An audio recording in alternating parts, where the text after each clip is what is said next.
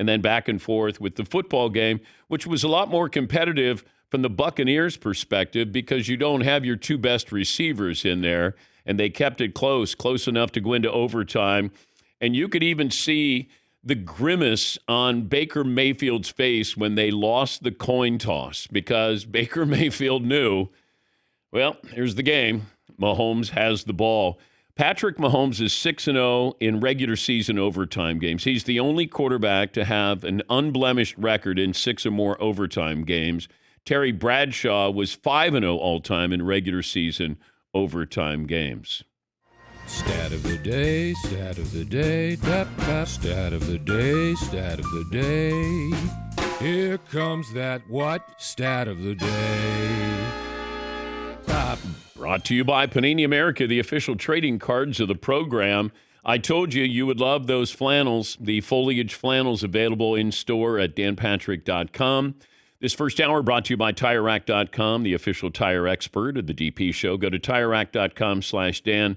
There's the easy-to-use tire decision guide, full lineup of Continental Tire special offers, free road hazard protection, mobile tire installation. TireRack.com is the way tire buying should be.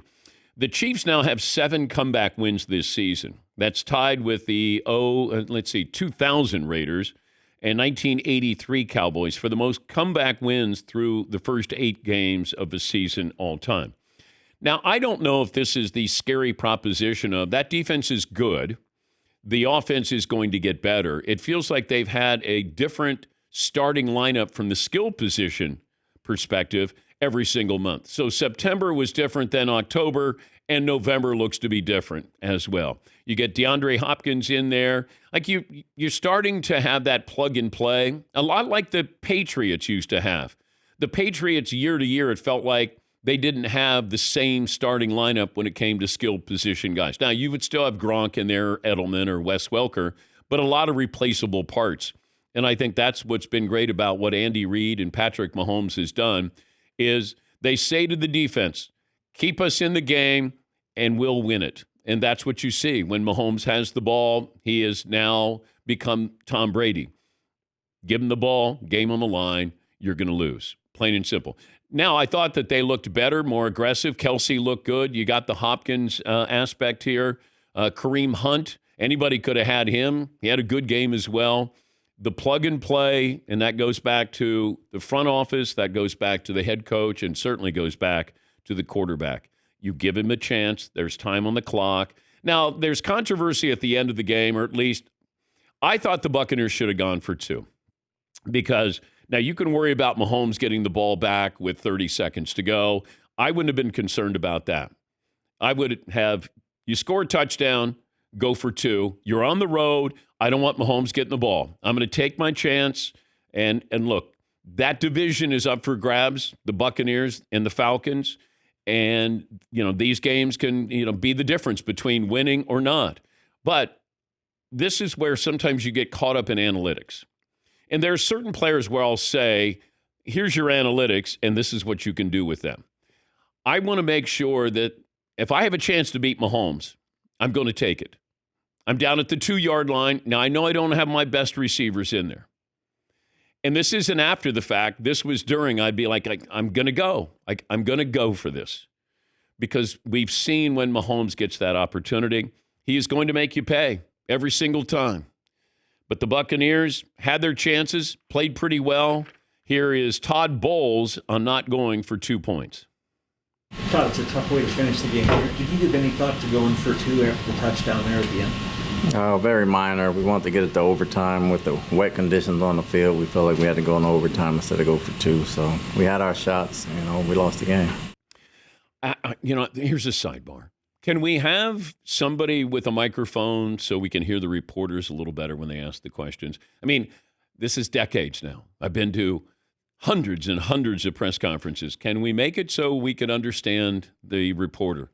And instead of you turn up the volume really loud and then you'll get the answer. Yes, Todd. We all love that you've opened the door for a Pet Peeve Tuesday. Ooh. Because there could be other pet peeves in this room, and that is a great start to why can't we hear clearly the reporter's question. Okay. I did open the pet peeve door, And I don't know if this is going to be an onslaught of pet peeves today, but I'm open. I'm open to that.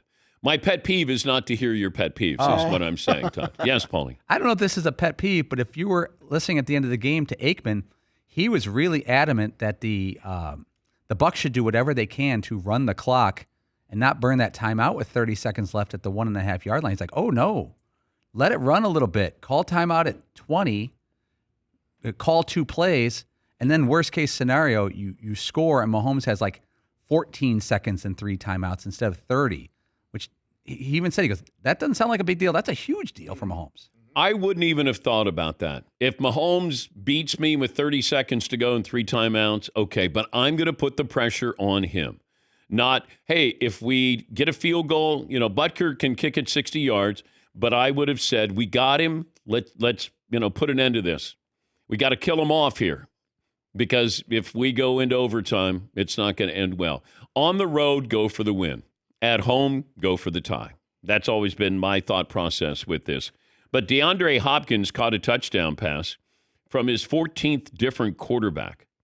That is tied for the 5th most in NFL history. What player has the most touchdown passes from the most quarterbacks? I was going to say the most different, but the most quarterback touchdown passes, this wide receiver is the number 1 wide receiver in that category. Yes, Paul? Can we ask for a hint? Is he recent? Almost maybe even active? You didn't even wait for me to say yes or no for the hint. I know, because I thought you'd say, can we have a hint? Is he most recent? Brandon Cooks. Brandon Cooks. The answer is no. It's not a active player. That would have helped me. None of the players are active. Marvin, you got one? Larry Fitzgerald. He's second on the list. 16 different quarterbacks. He's tied with Ricky Prohl. Wow. Sneaky fast, Ricky Prohl. That's going to bother me. This guy had a lot of promise. Never lived up to the expectations. Yes, Marvin? Josh Gibson? No. Josh Gordon? No. Or Josh Gibson. That's a good one, though. 2 guesses. Yeah. Let me see. Never lived up to the promise guy.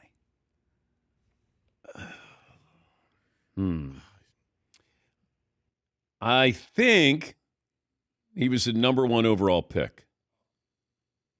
I think he was a number 1 overall pick. Yes, Paul? Roy Williams of Texas? No. Oh. Sorry, Roy. Marvin? Keyshawn Johnson? No. Irving Fryer. Irving Fryer. Wasn't he number 1 overall pick? Yeah. Patriots? Yep. Dolphins? I remember him with the Patriots.